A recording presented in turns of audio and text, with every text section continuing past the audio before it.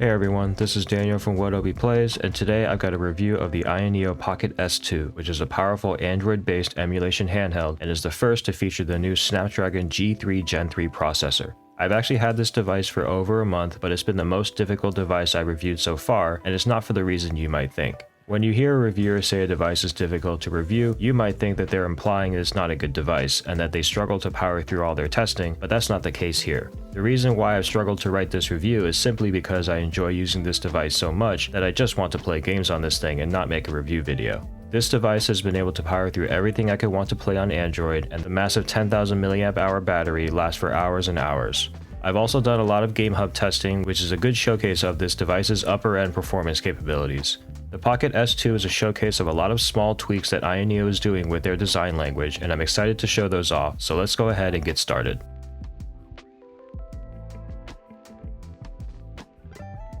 Before we unbox the S2, let's go over the specs. The Pocket S2 comes in a regular and a Pro version and is powered by the new SnapDragon G3 Gen 3, which you can think of as a modified 8 Gen 3 and has a performance scope of 20 watts TDP. It's using LPDDR5X memory clocked at 8533 megatransfers, which is very fast. There are a variety of storage and RAM configurations, starting with 8GB of RAM and 128GB of storage, up to 16GB of RAM and 1TB of storage. The base model with 128GB of storage will use UFS 3.1, and the rest of the models will use UFS 4.0. The advantage of UFS 4.0 over 3.1 is double the read and write performance, which will really help with game installs, updates, and loading levels in-game. If you want to play up to some light Nintendo Switch emulation, the base model with 8GB of RAM will be plenty, and the internal storage won't be an issue since there's a microSD card slot. If you play a lot of Nintendo Switch and want to experiment with Wii U or PS3, then the 12GB of RAM will probably be a better fit. And if you want to do a lot of GameHub emulation, then the 16GB will be the better choice, since I saw memory usage creep above 13GB during my testing, and it's good to have a little extra breathing room. The Pocket S2 has active cooling with a pretty large fan intake on the back and venting on the top. For the screen, we have a 6.3-inch 16:9 1440p LCD display. Now you might be tempted to just write this device off just because it's not OLED, but I'll have a whole section dedicated to the screen, and we'll talk about why this screen with this resolution is so good for emulation and more than makes up for the fact that it's not OLED. Rounding out the specs are the single USB 3.2 Gen 3 Type-C port at the bottom, headphone jack, which is extremely rare on AYANEO handhelds, RGB TMR joysticks, Hall triggers, linear vibration motors, Wi-Fi 7 and Bluetooth 5.3, and a fingerprint sensor built into the power button. The micro SD card slot is on the bottom of the device and is under this little flap. The Pro version has a 10,000 mAh battery, can charge at 60 watts, and has these dual color ABXY buttons and a removable D-pad which can be swapped for the included disc-style D-pad. The regular S2 has an 8,000 mAh battery, can charge at 40 watts, has these crystal clear buttons similar to the PS Vita, and the D-pad is fixed and not swappable. But enough about the specs, let's take a look at what's inside the box. My unit here is the Pocket S2 Pro with 16GB of RAM and 1TB of storage in the Retro Power colorway. As a disclaimer, AYANEO did not send this to me early or for free. I have no relationship with them. I bought this unit with my own money on Indiegogo, and all opinions are my own. The box comes with this outer wrap that shows the model you got on the back, in my case the Retro Power color. If we remove that, they use a generic black model box underneath, which I personally don't mind. Pulling the top off, we have a thin foam layer and then the device right underneath. I have to say it was a little bigger than I was expecting, but in a good way. Picking it up for the first time felt really solid and dense, but not too heavy, and we'll get into ergonomics in a little bit. Underneath that is a thin box layer with some recyclable paper, and underneath that are two little boxes. This box has a USB cable, which feels like a solid cable. I don't usually use the cables that come with my devices since I like braided or more flexible cables, but this one looks to be high quality. The other box has a removable D-pad and a tool to let you swap them, and this is exclusive to the Pro model. I did also buy the ergonomic grip, which is similar to the one for the Pocket Ace and is a hard but thin plastic and not TPU, and we'll talk more about this in the ergonomics section. Finally, I bought the soft zipper case. Now I have the soft cases for the Pocket Micro and Pocket Ace, and while the Micro one is only okay with this Velcro flap, and the Ace one is a pretty good zipper case that feels very slim and fits into my bag really easily, this case for the S2 is excellent. For one, it's made by TomTalk, who makes high quality cases and accessories. The zippers are YKK and have these nice hard rubber zipper pulls, and the case has a subtle AYANEO branding. The The case will fit the S2 with or without the grip, which is nice, and has a zipper pocket on the back, but that's not what makes this such a good case. What makes this a great case is on the inside. It's soft all over, which is what you would expect, but on each side where the screen would sit, there is this thick foam pad sewn in, so the screen is always very well protected. And the backside has another slip pocket, which is perfect for a USB cable. So you get the benefits of a hard case for better screen protection, but also the flexibility of a soft case, so you're not shoving a rigid brick of a case into your backpack. And while it is pricey at about $27, I think it's worth it for something that's specifically designed for the S2 and designed well. For controls, we'll start with the top left and work our way around, and we have the left analog stick. This is an analog-centric device, meaning the analog stick is above the D-pad, which is the right choice for this device given its powerful chip and 16:9 aspect ratio display. These are what AYANEO calls medium TMR sticks, and they are quite small and are similar in size to Switch 1 Joy-Con sticks. I do have a lot of thoughts about these analog sticks since the Pocket S2 is the third device that AYANEO has released that uses these new TMR sticks. Starting with the caps, they are pretty small, but they have this rubberized texture, and I've never had a problem with my fingers slipping off them. AYANEO does sell these additional rubber stick caps that you can just press onto the sticks. I've tried these on other devices and I don't use them because they interfere with the movement range. The caps themselves are removable and are compatible with AYAN or Retroid sticks, so you can borrow stick caps for those devices or buy other sticks on Etsy. There is also RGB, which you can customize in the settings. In terms of accuracy, they are very accurate. You can see here on hardwaretester.com, we are at well under 1% error rate, which is very good. And in the gamepad tester, we can see there's no cardinal snapping when I move the sticks around in a circle, and I can also move anywhere I want to within that circle. However, I do find it difficult to play certain games with these sticks. I was able to play more slow-paced shooters like Sniper Elite 4. In this game, you generally move more slowly and have a good amount of time to plan your snipes and even bullet time to help you fine-tune your aim right before taking the shot, and these sticks work great for this. However, for more competitive multiplayer shooters like Halo Master Chief Collection, where you have to aim accurately under stress, I found these sticks to be way too twitchy. One small issue with my unit, and I'm not sure if others have the same issue, is that my left analog stick has this grittiness in the top section. I'm not sure if it's something with the RGB ring or something else, but the rest of the circular movement is smooth except this one part where it's almost grinding against something inside the device. It doesn't affect functionality as I've shown in the other gamepad tester tests, but it's just a minor annoyance when using it. My Pocket Evo had the same issue with the left stick, and I had to beat Metroid Prime Remastered before that stick finally wore in, and I hope it doesn't take as long on the S2. I did open the device up and swap the analog stick modules, but I still had the same issue with only the left stick, so it might be something else with the frame. Let me know in the comments if you have the same issue. Next to the analog stick is this circular button which acts as a menu or guide button. I've really grown to appreciate having this button, and it's useful in many ways. If you're doing game streaming, this can act like a Steam, Xbox, or PlayStation button, so you don't need to tap on the screen or remember some button combo. I actually mapped this as my hotkey enable button in RetroArch, so instead of holding select and pressing another button, I can just hold this menu button instead. So to turn on fast forward in Pokemon Emerald Legacy, I'll hold the menu button and pull the right trigger, which is easier than reaching down to hit the select button. I can also use it in Game Hub to bring up the side menu to adjust settings or quit the game. The D-pad is not what I would consider a typical AYANEO D-pad because it's clicky and uses dome switches instead of their typical rubber membrane connection in their other Android handhelds. The switches aren't too loud with a decibel reading of about 40 dB. To put that into perspective, the ambient noise level of my room is about 36 dB, so this D-pad is pretty quiet. The dome switches are very tactile and are easy to press, and AYANEO did a good job with the pivot by putting this little plastic disc on top of the daughter board so it doesn't bottom out in the middle and feel mushy, resulting in a very tight and precise experience. You can see here when I press right down in the middle, the D-pad doesn't move at all, so any direction you push will pivot very nicely, especially when you're rolling those diagonals. I created this GBA ROM to help me test for false diagonals, and I've made some updates to expand its functionality, which I'll show in just a bit, but we'll start with the false diagonal test. This test will display a big red false diagonal alert when it detects a false diagonal. So if I hold down and rock the D-pad left and right, I'm getting very few if any false diagonals, which is to be expected for a dome-based D-pad.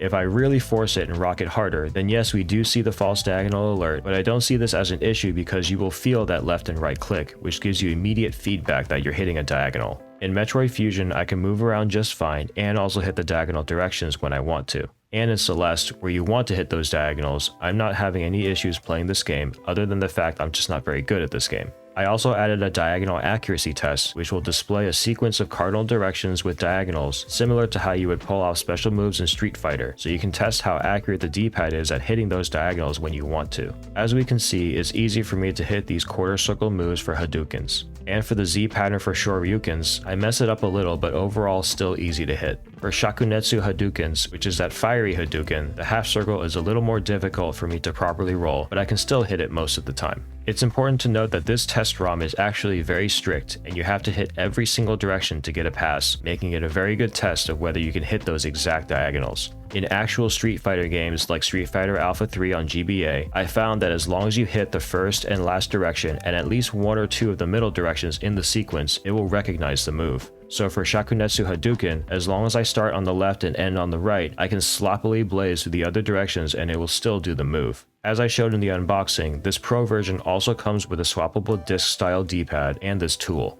It's similar to a keyboard keycap puller where you line up the prongs on the tool with these slots on the D-pad and it pulls right off. The two D-pad tops attach with just a friction fit, so it's easy to push the disc on. I wish it was the same height as the Plus one, but it's much taller and kind of feels awkward. It doesn't stick out further than the analog stick at least, but I've been using the normal one just because it's a lower profile. If we redo our rolling diagonals test, it's definitely more comfortable to roll across those diagonals rather than having my thumb brush across the edges of the regular D-pad. However, because these D-pads attach to the stem with just a friction fit, one thing I noticed after doing these rolling moves several times was that the disc D-pad would work its way loose. After a certain point, it becomes so loose that I can just lightly brush it off with my finger. It would have been nice if AYANEO had used some kind of locking mechanism or had it snap into place with small clips. I get that they were going for a keyboard keycap-like mechanism with the friction fit, but the tolerances are too loose for this disc-style D-pad, and the regular D-pad works just fine for everything, so I wouldn't buy the Pro model just to get this disc. Finally, I noticed a jiggling sound when I was using the D-pad. If I repeatedly press one direction and don't let my finger up, you will only hear the dome switches. But if I press a direction and fully release my finger, you can hear an extra sound, and it's this sound here if I flick it. I think there's a bit of vertical space where the D-pad base can float around, which is causing that weird sound. Below the D-pad are the start and select buttons. They use a different kind of dome switch from the D-pad, which are these smaller golden switches. They are very silent but also mushier than the regular domes, so AYANEO doesn't use these for every dome-based button. Now in terms of the placement of the start and select buttons on the bottom left of the device, this is standard for AYANEO but non-standard for most other devices. Normally, devices would have the start and select on the top left and right, so you can just reach up with both thumbs and hit them, and the Pocket Ace had them in this position. Personally, I prefer this placement, but if you're coming from other devices, it might take some getting used to. I've just kind of trained my brain to know that if it's AYANEO, start and select will be on the bottom left, with the Ace being the odd one out. If you keep your RetroArch hotkey enabled as select, it's actually really easy to quit a game by just mashing over the buttons with your left thumb, which makes it a convenient one-handed operation. The AYN Odin 2 Mini does something similar, although they put the start and select on the bottom right corner. On the bottom right corner are the AYANEO and home buttons. The AYANEO button brings up the AYANEO overlay, which we'll talk about more in the software section of the video, and the home button does exactly what it sounds like, takes you to the home screen. Then we have the right analog stick, which is positioned below the ABXY buttons. These buttons are in the Xbox configuration with the A button on the bottom. Visually, they look pretty small compared to how big this device is, but they're actually about the same size as many other devices at about 7.4 millimeters. They use a rubber membrane connection and are easy to press and have a good response, popping back up very quickly. These buttons are about 40 decibels, and while you can hear a bit of clackiness, it's very minor, and overall these buttons are much quieter than the average device. The clackiness comes from the rim of the button hitting the underside of the plastic frame when the button pops back up. This can be fixed by using some 3D printed TPU button rings, which I cover in great detail in my Silent Button Mods video, which I'll leave linked in the description box below that like button. I will be modding these buttons in the teardown video, which should hopefully make them much quieter. But for now, these aren't too bad in their stock configuration, and they are not nearly as loud as something like the Retroid Pocket Mini or AYN Odin 2 Portal. The buttons are shaped like rounded domes, and the edge is radiused as well, making it very comfortable to slide my thumb across them if I need to transition from one button to another. The ABXY and D-pad area don't touch the front glass directly, but use this plastic housing. This is a good thing so you don't get plastic scraping on glass, causing a lot of white dust to build up on the buttons, which was an issue with the Retroid Pocket Mini. I am still noticing some wear on the buttons, but it's very light and I really have to look hard to see it. Moving to the top of the device, we'll start with these shoulder buttons. They use the same dome switches as the D-pad, so they're also clicky and tactile, but not too loud. These are very easy to press and also have this very prominent gritty texture on them, which really locks in your fingers. It's rounded so it doesn't hurt or anything, but it gives you that extra grip so you can be confident your fingers won't slip off them, which is especially useful for these triggers. These are Hall-based analog triggers and they have a good range of motion. They have very little dead zone on the take-up and don't reach 100% digital input until almost the very end, which is good. That means you get almost the full physical movement range available to you in the software. I'm streaming Forza Horizon 5 with Artemis, and here I can pull the right trigger through the movement range and I can very precisely control that throttle so it doesn't jump from nothing to full throttle. You can also change the triggers from linear to digital in the AYANEO overlay, which could be useful for shooters or Switch emulation. Next to the shoulder buttons are these two custom buttons, which can be customized in the software. By default, the left button opens the app switcher and the right button acts as a back button. Then we have the volume rocker and the power button, which has a built-in fingerprint sensor. This fingerprint sensor works very well, and I don't even have to press the button. I just gently tap my finger on it and the device will turn on and unlock. It's very convenient. The last button is this button on the right side, which toggles the performance mode. You can also do this in the overlay, but this button makes it easy to quickly cycle through the various performance modes. Moving on to ergonomics, due to the larger battery, the Pro version weighs a bit heavier at 448 grams than the non-Pro, which weighs 416 grams. It's heavy enough to let you know you're holding something solid that feels well built, but not so heavy that it becomes fatiguing over time. Because it has that metal frame, there's no flex to this device at all, it just feels like a solid brick. It has an all-glass front and is rounded at the edges to meet the metal body. The middle part of the device is this metal unibody, and the back plate is plastic with AYANEO's typical soft coating they apply on their plastics. Everything on this device is rounded and smooth, from the rounded rectangular shape of the device itself, and I can run my finger from the front glass to the back plate and it feels very smooth. There are no sharp edges and it feels super premium. It's thin enough that it kind of fits right into this slot of my hand when I grip it. The flat back allows me to alternate between gripping it like a controller and spreading out my fingers in whichever way I want. The trigger humps actually make it very easy to support the device when holding it up, where my middle fingers prop up the device and my pinkies can support the bottom for added stability. Because this device isn't very heavy, my pinkies don't hurt or get tired, so this device is very comfortable to hold in any position I want. The left stick and ABXY buttons are positioned perfectly for my medium-sized hands, and my thumbs just naturally rest on them, making this a great device for modern games and more recent retro systems. Since the ABXY buttons are rounded at the top, it's easy for my thumb to move from one button to the next without feeling any sharp edges, which could be fatiguing over time. For the D-pad and right stick, I found myself using these a few different ways. If you want to keep the same normal grip, you can use the base of your thumb on the D-pad and right stick, and that might work for the games you want to play. If you prefer to use the tip of your thumbs, you could just scrunch your thumbs to reach down, but that might hurt after a while. So you can shift your grip down a bit so you can reach those controls, but then it might make it a stretch to use the shoulders and triggers. Luckily, the shoulders and triggers are easy to press from anywhere, so it could still be comfortable for you, but I actually like to loosen my grip a bit and let the device float in my hands. This way I can keep my thumbs straight and my hands don't feel cramped. The gritty texture of the shoulders and triggers keep my fingers from slipping off, and I hope AYANEO continues to use these in future devices. It doesn't hurt or get fatiguing, just locks in your fingers. For the grip, they mostly color match with the retro power color, and it has these big ergonomic badonkadonks so you can grip it like a controller. It's a little loose, so it's not difficult to get on and off, but at the same time it also feels a little too loose and erring on the side of not being that secure. If you watch my Pocket Ace videos, I didn't like that grip because it felt like it was forcing me to only grip it like a controller, and I ended up using the Ace without the grip long term. I like this grip for the S2 because while I can wrap my fingers around the ergonomic badonks and hold it like a controller, I can also spread my fingers out and the grips just perfectly fit into my palms. It's very comfortable. You shouldn't be forced to buy a grip to make a device comfortable, and while this grip is worth the $11, the device is perfectly fine without it. The screen on the S2 is a 6.3-inch 16:9 1440p LCD display with 600 nits and a whopping 466 pixels per inch. To give you a reference of how the pixel density compares, my iPhone 17 Pro Max has a 6.9-inch screen with 460 ppi. The AYANEO Portal with its 7-inch 1080p screen has a PPI of 314, so the S2 is 1.5 times sharper than the Portal, and it does make a difference. The colors on this display are pretty good for a screen that isn't OLED. Here we can see that the colors on the S2 are fairly vivid and saturated with that 120% sRGB color gamut, although in comparison to the Pocket Ace's LCD screen, I think the S2 is ever so slightly less saturated. It's not to the point where I would consider the colors to be bad, I think they are good enough for an LCD screen. If we compare it to the OLED screen on my Pocket Evo, the difference becomes more pronounced, although it's still fairly close. Here we have Ghost of Tsushima streaming via Artemis, and we're in Kurosawa mode, which is their black and white mode, so we can really push the white and black levels.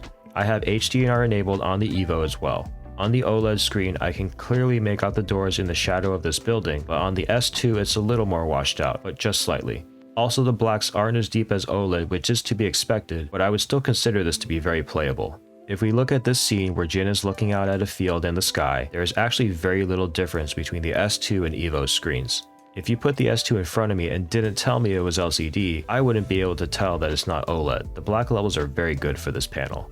On the other hand, it doesn't get very dim. If we compare it to the Pocket Ace or Evo's screen, at the minimum brightness setting it's still very bright. I didn't feel comfortable trying to play this in bed while my wife was trying to sleep, so if you're trying to play this in a pitch dark room, this might not be the device for you. It's unfortunate that I need to cover this in any LCD device review moving forward, but let's quickly talk about light bleed. I covered the concepts of light bleed and how camera phone pictures make light bleed look a lot worse than they actually are in my light bleed video, which I'll leave linked in the description. But here is a light bleed with my default camera settings, which is very close to what you will see in real life. Every LCD screen will have some amount of light bleed, but at least on the S2 it's very minimal and not distracting when you're actually gaming.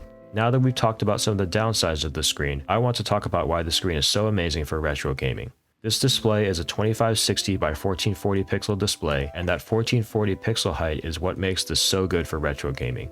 1440p is a perfect 10x integer scale for Game Boy and Game Boy Color. It's a 9x integer scale for Game Boy Advance, my favorite retro system. I love the Pocket Micro, which has a 4x integer scale display, and like I said in my Pocket Ace review, that the Ace has become my favorite handheld to play GBA, even though that display is a 4.5x integer scale and not a perfect whole number scale. However, the S2 is quickly becoming a new favorite handheld to play GBA on. The perfect scaling and 466 ppi makes the pixels so clean and sharp, it's really impressive looking. 1440p is also a perfect 6x integer scale for NES, N64, and PS1, and it's a perfect 3x scale for Dreamcast and PS2. Another thing I haven't heard talked about is Nintendo Switch emulation. 1440p is exactly double the 720p of the undocked mode for Switch, meaning you don't need to use docked mode to get that perfect resolution like you would on a 1080p display. The pixels will look a little chunky, but you won't have any blurry pixels from the imperfect rendering of a 720p image on a 1080p display. Here in Moonstone Island, we can see the pixels are perfectly square, with that 720p being 2x scaled up to 1440p. This is in contrast to my Pocket Evo, which has a 1080p display. The pixels are a little blurred because of scaling a 720p image to 1080p. You could also enable 2x scaling in the emulator's graphics settings to get perfect scaling, but that can affect performance, so you might not be able to do this for every game. For example, Celeste will run at 60 FPS at 1x with the balanced profile, and I can hit 60 FPS at 2x, but I do need to bump it up to the gaming profile. You can also take advantage of the double scaling for Game Hub games, which you usually need to run at 720p for performance reasons anyways. For sound, the S2 uses downward firing speakers. Front firing is definitely the preferred speaker position, but like the Pocket Evo, these speakers bounce the sound off your hands so you're not losing out on the sound quality. Audio quality is traditionally one of the biggest weaknesses of AYANEO devices, but these speakers are actually pretty decent out of the box. The S2 has 16 volume steps including 0%, with the first step being slightly higher than my ambient noise level at 37 decibels, going all the way up to about 83 dB when using the Hades 2 title screen music. The speakers get decently loud and there's no distortion at 100%. The sound EQ out of the box is pretty good, although a little light on the bass. AYANEO does include an equalizer function, so you can create custom profiles and fine-tune the different frequencies, as well as the input gain and bass gain. I'm not an expert on tweaking these values, so I follow this Reddit post, which was originally for the Pocket Evo.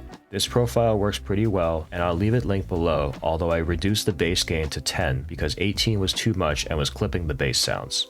Okay, let's do my usual audio tests, and we'll listen to some audio samples from 4 different games. These were all done at 80% volume, and I'll show stock versus the custom EQ profile. I recommend listening to these with headphones on so you can really hear the different sounds. We'll start with Trails in the Sky First Chapter, which is a remake of the first game in my favorite JRPG series, and let's listen to the dialogue between Estelle and Joshua. Good morning, Estelle. Sorry, did I wake you? Nah, I just woke up. Look at you, Joshua, being so cheeky so early in the morning.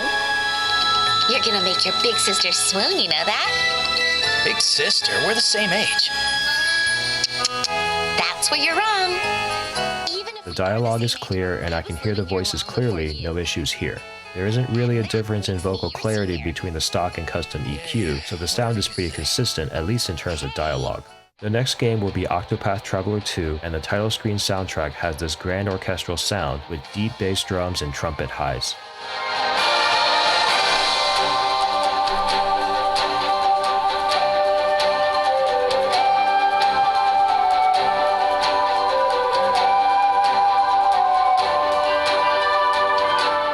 With the stock EQ, the mids sound a little muffled to me, and the bass is definitely muted, but it's serviceable and I wouldn't call this bad, but I wouldn't call it amazing either, it's just adequate.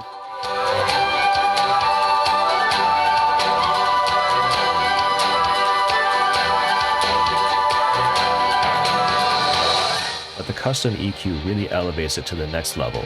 The mids sound clear and crisp, and the bass is really booming. The next game is Fire Emblem on GBA.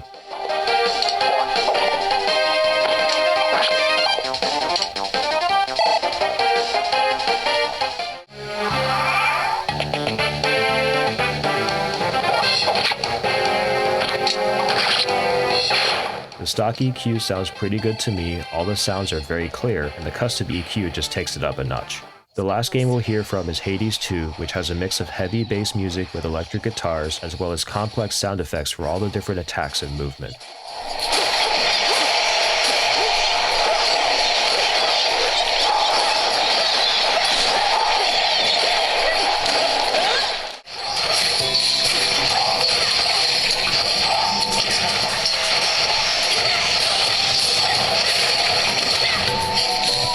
The gameplay sounds good even with the stock EQ, but the custom EQ makes those sound effects clear and not boxy. Overall, I'm happy with the stock sound. I think it's pretty good considering AYANEO's rocky history with speakers, and pretty good for how small these speakers are. I would say it's worth messing with the equalizer settings, and the settings from this Reddit post have worked well for me. For software, AYANEO ships a set of tools to improve upon the stock Android experience. If you already own other AYANEO devices, the software on the S2 is exactly the same, so feel free to skip ahead to the next section, but otherwise we'll start with the launcher. The Aya Home Launcher is what you'll see when you first set up the device, and it's pretty basic but functional. If you press Y on an app, you can add or remove it from the top dock and set up folders, and if you click the right stick while on the grid, you can customize how the icons are displayed. Personally, I use Emulation Station Desktop Edition since I like a consistent experience across all my handhelds, and I can use themes like Canvas to show my different systems in a grid, but Aya Home is actually a decent launcher and pretty low effort to customize it to your liking. The Aya window overlay can be accessed by pressing the AYANEO button on the bottom right, which brings up this side menu. There are 5 tabs, and the Performance tab has our metrics for things like CPU and GPU utilization and temps, current FPS, current fan RPM, and here is where you can change the performance profile as well as the fan mode. There is also a performance overlay you can toggle on with a minimal mode or a more detailed mode. The Controller tab is where we can use the key mapper for games that don't support native controller input, change the vibration intensity, swap between linear and digital triggers, adjust joystick sensitivity, swap between the standard and Japanese ABXY button layout, set up gyro aiming and turbo buttons. The Device tab is where we control the brightness and volume with quick toggles for airplane mode, Bluetooth, and Wi-Fi. We can also change the RGB effects and jump to the Settings app to further customize. The SnapDragon G3 Gen 3 supports charge limits as well as bypass charging, so I recommend setting it to 80% so your battery stays healthy in the long term. Bypass mode will only use the USB charger to power the device, so I would swap to this mode if you're playing plugged in. The Toggle tab has a bunch of little widgets, and the one I use the most is the screenshot one, and unfortunately you cannot customize or reorder these. The last tab is Settings, which lets you check for AYANEO software updates and access the AYANEO and system settings. If we tap on Device Settings, that will launch the Aya Setting app. You can sign in on the Account tab to sync some data between devices, but I don't really use this. On the Performance tab, we have full control over how each profile behaves, and you can set the fan mode for each profile, which is nice. If you don't want to set a custom fan curve, the one change I would make is to set the fan mode on the max profile to high and not full speed, which will really cut down on the fan noise in most situations. The Controller tab is where we can further customize the RGB sticks, calibrate the sticks if needed, and remap the customizable buttons. The Device tab is where we can run scripts as root, which is needed if you want to root your device. If you're curious about the rooting process, I have a very quick 5-minute video on how to root these Android handhelds. I'll leave that link below. Certain games lock some of the higher graphical settings behind a specific list of devices, so you can use the device spoofing feature to make the S2 look like a high-end Android phone. At the bottom is the equalizer setting where you can tweak those values I mentioned in the sound section. On the custom tab, I disabled the performance mode prompts and also the toggle to confirm going to the desktop when pressing the home button, so I only need to press it once. You won't touch much on the general tab, and the system update is where you'll get AYANEO software updates. These are different from the Android system updates, which you'll get from the regular Android settings app. The last thing AYANEO ships is iSpace, which is a launcher, but specifically for retro games. You can supposedly import scraped data from other launchers like ESDE and Pegasus, but I've never gotten this to work. AYANEO doesn't seem to ship many updates and improvements to iSpace, so this is largely ignored by the community, including me. Moving on to performance, the SnapDragon G3 Gen 3 has enough power to handle anything you can currently emulate on Android and plenty of power to play some of the more graphically demanding Android games.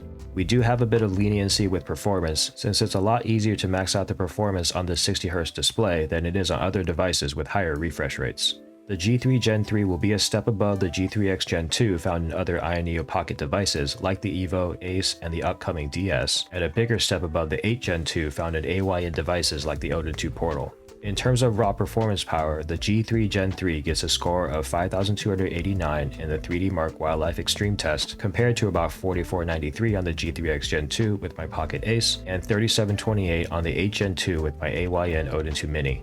I ran the Wildlife Extreme stress test, and the stability is really good at 94.7% with a lowest loop score of 4,938. That's a 10% increase over the G3X Gen 2 in the worst case, and a 32% increase over the 8 Gen 2.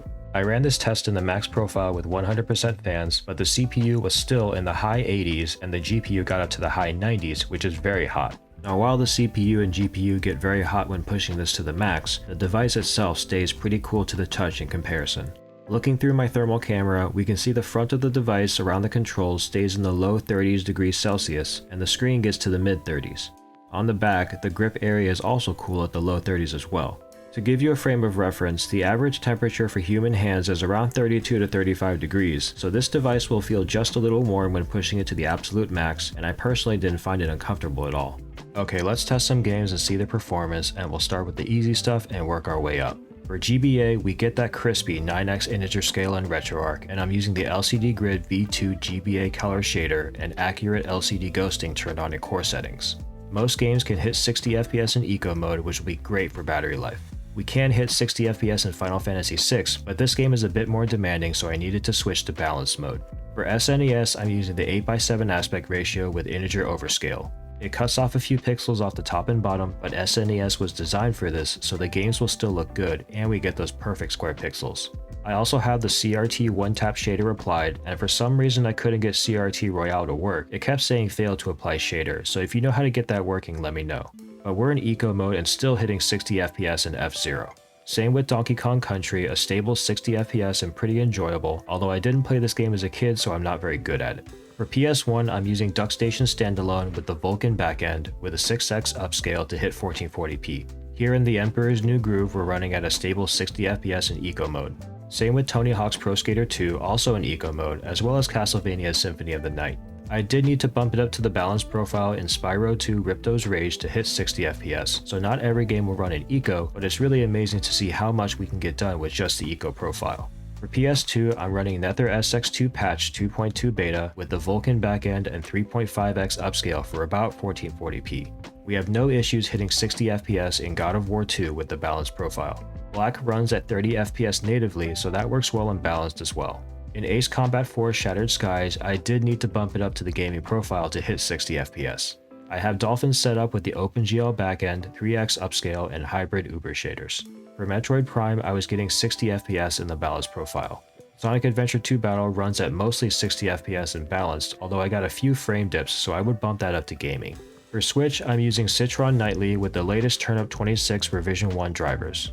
Lightweight games like Hollow Knight Silksong easily run at full speed in the balanced profile. Metroid Prime Remastered also runs well in balance, but I would bump this up to gaming for more graphically demanding games, but otherwise no issues with the games that are currently compatible with these emulators.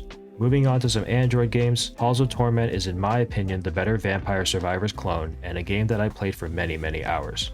We're in the balanced profile and getting a rock solid 60 FPS, which is really great. Wuthering Waves is a hard game to run, and in order to hit a relatively stable 60 FPS, I set the graphics settings to medium, enabled Vulkan, and used the max performance profile. It does still dip into the mid-50s during combat, but overall is pretty stable and playable. Now with the G3 Gen 3, we have a lot of power in addition to better compatibility with turnip drivers than the G3X Gen 2, and with GameHub we are able to very easily install and run Steam games on Android. I'm using GameHub 5.2.1, and for almost all of these games, I'll be running in the max profile with 100% fans, and the resolution is set to 720p, which again like Switch is a perfect 2x upscale for this 1440p display. GameHub has its own performance overlay, but it doesn't show CPU and GPU temps, and the AYANEO performance overlay isn't correct for the FPS, so you'll want to look at the GameHub overlay for FPS and the AYANEO overlay for temps. Starting with the very easy game to run, Celeste has no issues hitting 60 FPS, and I can actually lower it to the gaming profile and still have that stable frame rate. Ace Combat 7 is a game that surprised me at how well it ran, given that it's a AAA game. It's not only 60 FPS, but it's a stable and smooth 60 FPS, and one of the best GameHub experiences I've had. I highly recommend this. Hades 2 is another game that runs decently well, typically in the mid to high 50s, even in combat. It can dip into the 40s, but it's infrequent and I don't really notice the dips. I'm just focused on trying to not suck at this game. It doesn't feel right to do a Windows emulation test without testing Nier Automata, the game that inspired the Proton translation layer. We're at medium settings and getting a stable 40 FPS. It's kind of weird, I did try to set it to low settings to try and get a better frame rate, but then it became pretty stuttery and was still 40 FPS anyways, so I would just leave it at medium and enjoy the game. Trails in the Sky First Chapter is a game I showed in the sound section, and running this game on the S2 really threw me for a loop. If I sit in the menus, the CPU is in the mid-50s and the GPU is in the mid-40s, and is running fairly cool. However, if I back out to the world, the CPU and GPU will spike up to the 90s. That itself isn't an issue, since I showed before that the device still stays cool to the touch, but I'm also getting this weird issue where I get ghost inputs, and that doesn't seem to happen unless the device gets very hot like it does in this particular game. You switch characters using the left trigger, and here we can see the game has a mind of its own, where it's switching characters randomly as well as moving the character in the camera. It's really weird. I've only had this happen in this game, and this hasn't happened in any other GameHub game I tested. I played the Tomb Raider trilogy for the first time late last year and had a blast, and I'm happy to see that Rise of the Tomb Raider runs decently well on the S2. We are getting about 25 to 40 FPS with the lowest settings, with a little bit of stuttering. I use the GameHub menu to lock it to 30 FPS, and then it runs much smoother, with a few dips into the mid-20s, but I would still consider this to be playable, although maybe not the most enjoyable. Ghost of Tsushima is another game I showed earlier, and that was streaming via Artemis, so we were able to run it at the highest graphical settings and get a stable 60 FPS. However, emulating it on the S2 only gives us about 25 FPS on average, and is pretty stuttery. I even have FSR3 and FrameGen turned on to get that 25 FPS, so I wouldn't consider this playable, but it is still impressive that we can run such a demanding game at all.